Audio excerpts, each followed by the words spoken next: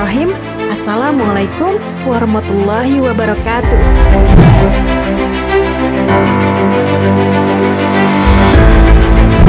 Sahabat Muslim, Abdullah bin Salam radhiyallahu anhu adalah sahabat Nabi yang mulia dari golongan Ahlul Kitab.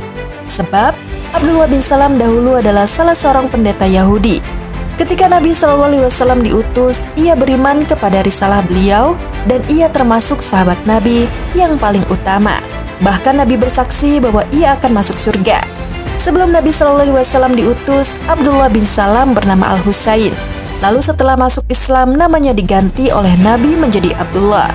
Lantas, bagaimanakah kisah masuk Islamnya Abdullah bin Salam radhiyallahu anhu, sang pendeta Yahudi yang mengetahui betul bahwa Muhammad bin Abdullah bin Abdul Muthalib adalah Nabi akhir zaman?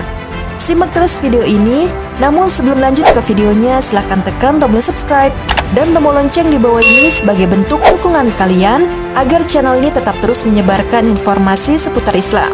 Dan terima kasih untuk yang sudah subscribe.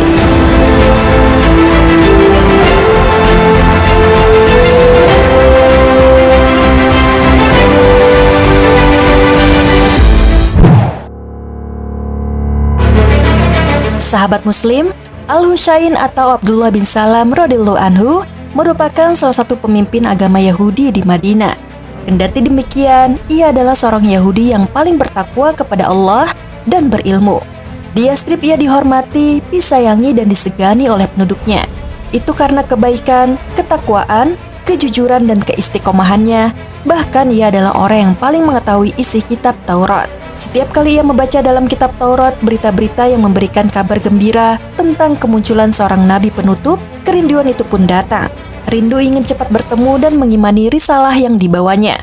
Kerinduannya makin bertambah saat membaca dalam Taurat bahwa nabi tersebut akan meninggalkan negerinya dan berhijrah serta menetap di Madinah. Abdullah bin Salam pun bermunajat kepada Allah Subhanahu wa Ta'ala agar dipanjangkan umur, supaya ia bisa melihat Rasulullah saat datang ke Madinah dan menjadi orang pertama yang mengimaninya. Doa ini ia panjatkan dari lubuk hatinya yang paling dalam, hingga Allah mengabulkan doanya dan ia tetap hidup sampai Nabi SAW diutus. Tatkala orang-orang mendengar kabar tentang datangnya seorang Rasul, Al-Husain sangat gembira mendengar kabar tersebut. Ia sangat yakin bahwa dialah Nabi yang disebutkan dalam Taurat itu. Berikut ini beberapa riwayat yang mengisahkan keislamannya. Abdullah bin Salam menuturkan, tatkala Nabi datang ke Madinah, orang-orang berduyun-duyun menyambut beliau, dan aku termasuk salah satu di antara mereka yang menyambutnya. Saat pertama kali melihat dengan jelas wajah beliau, aku mengetahui bahwa wajah itu bukanlah wajah seorang pendusta. Hal pertama yang kudengar dari beliau adalah sabda beliau, "Wahai sekalian manusia, tebarkan salam, berilah makanan, sambung tali kekerabatan, sholatlah saat orang-orang tidur, niscaya kalian akan masuk surga dengan kedamaian." Diriwayatkan dari Anas, dia berkata, Abdullah bin Salam menemui Rasulullah, "Aku ingin bertanya kepada engkau 3 perkara yang tidak akan ada seorang pun yang dapat menjawabnya kecuali dia adalah seorang nabi." "Bertanyalah," jawab beliau. Dia berkata, "Apakah yang terjadi pertama kali dari tanda-tanda hari kiamat? Apa yang pertama kali dimakan oleh penduduk surga? Dan dari mana seseorang dapat menyerupai bapak atau ibunya?" Rasulullah menjawab, "Jibril baru saja memberiku wahyu." Perawi berkata, Jibril adalah musuh kaum Yahudi dari kalangan malaikat. Dia mengatakan, tanda hari kiamat yang akan terjadi pertama kali adalah munculnya api dari timur yang akan menggiring manusia ke barat. Sesuatu yang pertama kali dimakan penduduk surga adalah tambahan hati ikan paus. Adapun dari mana seseorang dapat menyerupai bapak atau ibunya adalah apabila air mani laki-laki dapat mengungguli sel telur wanita, maka akan lahir anak laki-laki. Dan apabila sel telur wanita mengungguli air mani laki-laki, maka akan lahir wanita. Kemudian Abdullah bin Salam berkata, "Aku bersaksi bahwa tidak ada ilah yang berhak diibadahi selain Allah dan aku bersaksi bahwa engkau adalah Rasulullah." Setelah mengucapkan syahadat, ia lalu berkata, "Wahai Rasulullah, sesungguhnya orang Yahudi itu adalah kaum pendusta. Seandainya mereka mengetahui keislamanku, mereka pasti akan menghinaku di hadapanmu. Utuslah seseorang untuk memanggil mereka dan tanyakanlah kepada mereka tentang aku." Rasulullah lalu mengutus seseorang untuk memanggil orang-orang Yahudi. Lalu beliau bertanya kepada mereka, "Siapakah Abdullah bin Salam menurut kalian?" Mereka menjawab, Dia adalah pendeta kami dan anak pendeta kami, orang berilmu dan anak orang yang berilmu di antara kami." Beliau lalu bertanya lagi, "Bagaimana menurut kalian seandainya dia masuk Islam? Apakah kalian akan masuk Islam juga?" Mereka menjawab, "Mudah-mudahan Allah melindunginya dari hal itu." Anas melanjutkan, lalu Abdullah bin Salam pun keluar seraya mengatakan, "Aku bersaksi bahwa tidak ada ilah yang berhak diibadahi melainkan Allah, dan aku bersaksi bahwasannya Muhammad itu adalah utusan Allah." Mendengar pernyataan Abdullah bin Salam tersebut, orang-orang Yahudi itu berkata, "Dia adalah orang yang paling buruk di antara kami dan anak orang paling buruk di antara kami, paling bodoh di antara kami dan anak orang paling bodoh di antara kami." Abdullah bin Salam berkata, "Wahai Rasulullah, bukankah sudah kuberitahukan kepada engkau bahwa mereka adalah kaum yang paling pendusta?" Sikap orang-orang Yahudi yang menolak akan risalah yang dibawa oleh Nabi Shallallahu Alaihi Wasallam dikarenakan Allah Subhanahu Wa Taala mengutus seorang rasulnya bukan dari golongan kaum Yahudi, akan tetapi dari kalangan bangsa Arab. Kenyataan inilah yang membuat orang-orang Yahudi diliputi kebencian dan kedengkian kepada Nabi Muhammad Shallallahu Alaihi Wasallam. Orang-orang Yahudi itu berkata, "Muhammad itu bukanlah seorang rasul yang kami tunggu-tunggu, dan agama yang dibawanya bukanlah agama yang kami inginkan."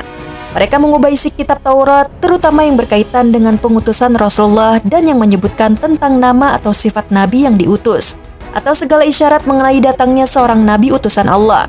Padahal, Nabi Muhammad SAW diutus dengan membenarkan apa-apa yang disebutkan dalam kitab mereka, selaras dengan apa yang mereka ketahui seperti sifat Nabi yang mereka dapatkan keterangannya dalam Taurat. Hanya saja, sifat egois lebih dominan dalam tabiat mereka, karena mereka berkeyakinan bahwa orang-orang Yahudi adalah anak-anak Tuhan dan orang-orang kesayangan Tuhan, serta golongan terpilih di muka bumi, dan bahwasannya para nabi dan rasul itu hanya berasal dari golongan mereka. Maka itu sulit bagi mereka untuk mengakui nabi yang datang dari keturunan Arab tersebut. Abdullah bin Salam radhiyallahu anhu juga pernah diriwayatkan bahwa ia adalah calon penghuni surga. Diriwayatkan dari Yazid bin Umairah, dia menceritakan bahwa menjelang wafatnya Mu'adz bin Jabal, para sahabat berkata, "Wahai Abu Abdurrahman, berilah kami wasiat." Dia berkata, "Bantulah aku duduk." Lalu Mu'adz berkata, "Ilmu dan iman, keduanya ada pada tempatnya. Siapa yang mencari keduanya, tentu dia akan mendapatkannya. Carilah ilmu kepada 4 orang, yaitu Uwaimir Abu Darda, Salman Al-Farisi, Abdullah bin Mas'ud, dan Abdullah bin Salam, yang dahulunya seorang Yahudi lalu masuk Islam. Aku pernah mendengar Rasulullah bersabda, sesungguhnya Abdullah bin Salam adalah orang ke-10 dari 10 orang di surga." Dari Ibnu Abbas bahwasannya ayat berikut ini diturunkan pada Abdullah bin Salam, Sa'labah bin Sa'yah, dan Asad bin Ubaid.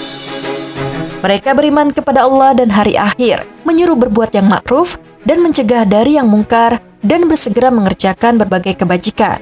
Mereka termasuk orang-orang soleh. Quran Surat Ali Imran ayat 114. Abdullah bin Salam merupakan salah satu sahabat yang mempunyai sifat tawadu. Diriwayatkan dari Abdullah bin Salam bahwasannya ia pernah melintasi pasar sambil membawa seikat kayu bakar. Lalu ada yang bertanya kepadanya, "Apa yang membuatmu melakukan hal ini sedangkan Allah sudah mencukupkanmu sehingga tidak perlu melakukan hal semacam ini?" Dia menjawab, "Aku ingin menghilangkan perasaan sombong dari dalam hatiku. Karena aku pernah mendengar Rasulullah bersabda, tak akan masuk surga orang yang dalam hatinya terdapat kesombongan sebesar biji sawi." Abdullah bin Salam radhiyallahu anhu menjalani hari-harinya di bawah naungan Rasulullah seraya mengambil manfaat berupa petunjuk, ilmu dan akhlak beliau sampai Rasulullah wafat. Pada waktu Rasulullah wafat, ia sangat sedih seakan-akan hatinya hancur berkeping-keping. Usianya cukup panjang sehingga ia sempat menyaksikan penaklukan Nawahan dan ia pun ikut serta dalam perang tersebut.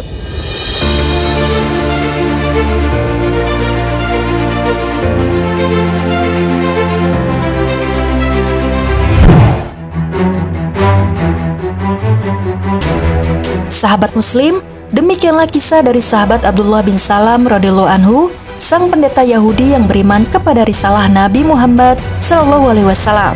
Kehidupannya penuh dengan keberkahan. Ia menjalani kehidupan dengan beribadah, menuntut ilmu dan bertakwa kepada Allah Subhanahu wa Ta'ala. Kini tiba saatnya untuk Abdullah bin Salam pergi meninggalkan dunia ini, menyusul Rasulullah SAW dan para sahabat yang sudah mendahulinya. Semoga kita semua dapat meneladani kisah dari sahabat yang mulia ini. Semoga Allah Subhanahu wa Ta'ala meridhoi Abdullah bin Salam dan seluruh sahabat. Amin ya Rabbal 'Alamin. Sekian video kali ini. Wassalamualaikum warahmatullahi wabarakatuh.